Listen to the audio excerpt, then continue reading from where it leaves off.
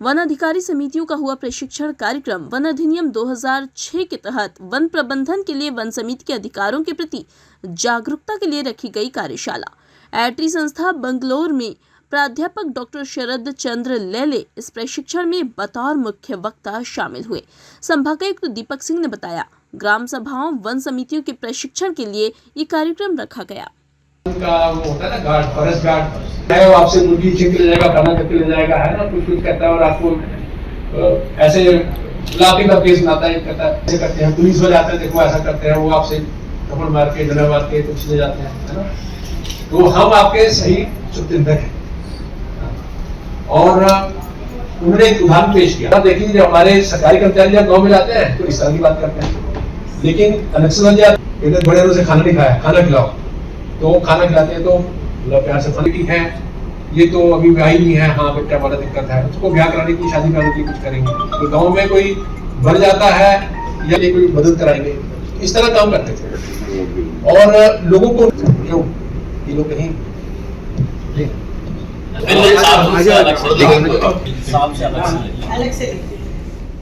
तो आज की जो ये कार्यशाला है, जो इंदौर और उज्जैन संभाग में जो जिले आते हैं, 15 जिले आते हैं इसमें, इसकी जो जिला स्तरीय समितियां हैं, वन अधिकार अधिनियम के अंतर्गत जिला स्तरीय समितियों का गठन है, जो अंत में वन अधिकारों का निर्णय लेती है।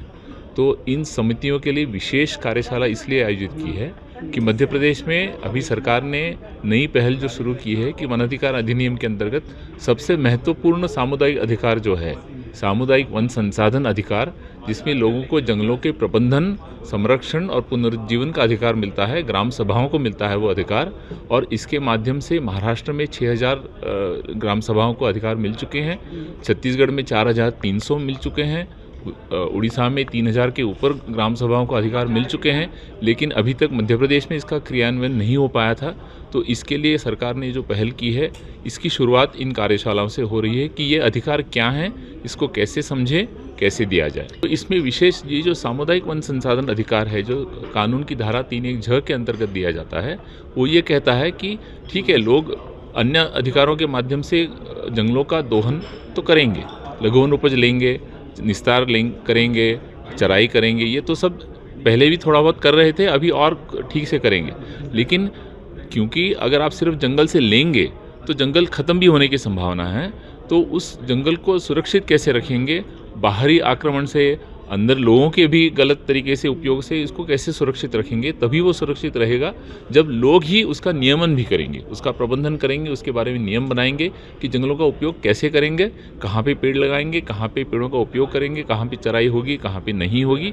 और अगर कोई इसके बारे में सवाल उठाते हैं तो ग्राम सभा को ये अधिकार होना चाहिए कहने का, भैया हम अभी इसके अधिकार पत्र धारक हैं, तो इसलिए हम आपको कह रहे हैं कि ऐसा मत करिए, हम आपकी रोक टोक का जो काम है वो ग्राम सभाएं करेंगे। देखिए, ये कानून अकेला कानून नहीं है, तो वन्यजीव कानून तो लागू है ही, वन संरक्षण कानून भी लागू है, तो अन्य कानून भी लागू हैं, और ये सब मेलजोल के साथ ही काम करेंगे। तो ग्राम सभाओं को इस कानून के अंतर्गत भी धारा 5 में पूरी जिम्मेवारियों का वहाँ पे जो है चिन्हांकन किया है कि केवल आपका प्रबंधन का मतलब क्या है, तो निरंतर उपयोग, जैव विविधता संरक्षण, जो जलागम क्षेत्र है उसका संरक्षण, ये सब बातें इस धारा 5 में भी दी हुई है कि ग्राम सभाओं को करना क्या है, कैसे जंगल को संभालना है। बस ऐसे प्रबंधन का अधिकार नहीं दिया है, उसके साथ में धारा 5 में पूरा डिटेल में बताया गया है। तो मैं कहूँगा इसमें 2 सबसे बड़ी चिंताएं हैं। एक तो 3 चिंताएं मैं कहूँगा इसमें ये है कि एक तो व्यक्तिगत वनाधिकार पट्टे बांटने के चक्कर में कई लोगों की गलतफहमी ये हो गई कि भैया आज भी हम जंगल में घुस सकते हैं और जंगल काट के खेती करेंगे तो आज भी हमको अधिकार मिल जाएगा, जो कि गलत है। कानून में इसके लिए कोई प्रावधान नहीं है। 2005 के पहले जो काबिज थे उन्हीं के लिए अधिकार थे, लेकिन बहुत सारे लोगों ने अपने हिसाब से या तो किसी के गलत प्रोत्साहन से ये काम भी किए हैं। ये जंगलों पर एक बड़ा घातक है। लेकिन साथ साथ जंगलों की जो कुप कटाई हो रही है, इसमें भी बहुत जंगलों का नुकसान है। हम कहते हैं कि जो हमने अध्ययन किया है इसके आधार पे हम कहते हैं कि कुप कटाई के बारे में पुनर्विचार होना ज़रूरी है। और जब हम गांव के लोगों के साथ बात करते हैं, विशेष रूप से जो अनुसूचित जनजाति के लोग हैं, मतलब जो आदिवासी समाज है, उनसे हम बात करते हैं तो वो निरंतर यही कहते हैं कि हमें कुप कटाई से जंगल का नुकसान हो रहा है, ये मालूम है, लेकिन हम इसमें कोई रोक नहीं सकते इसको। तो अधिकार मिलेगा तो हम इसके बारे में पुनर्विचार के लिए मांग करेंगे, ये दूसरी बात है।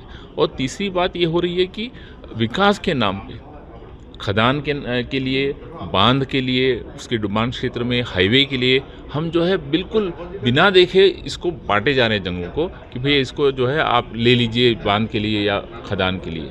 और उसमें जंगलों का नुकसान है, जैव विविधता का नुकसान है और साथ साथ वहाँ का जो समाज जंगल पर निर्भर है उसके लिए सबसे बड़ी हानि है। तो ये भी तीसरी प्रक्रिया चल रही है। छत्तीसगढ़ में तो आप जानते हैं बहुत सारा खदान वाला क्षेत्र है और नई खदानें खुल रही हैं। मध्य प्रदेश में अभी नई खदानें खुल रही है। मध्य प्रदेश में बहुत सारे अभी भी प्रस्तावित जो है बांध हैं जहाँ पे भी जंगल डूबने वाला है। तो इसके लिए भी ये कानून लोगों को सुदृढ़ करता है कि भाई तभी आपको ग्राम सभाओं के साथ बैठ के इसके बारे में निर्णय लेना पड़ेगा, न कि केवल एक तरफा निर्णय। पूरे मध्य प्रदेश में बल्कि पूरे भारतवर्ष में जो वन अधिकार थे इन पट्टों का प्रदाय वन विभाग और ट्राइबल विभाग के द्वारा कलेक्टर के माध्यम से कराया गया।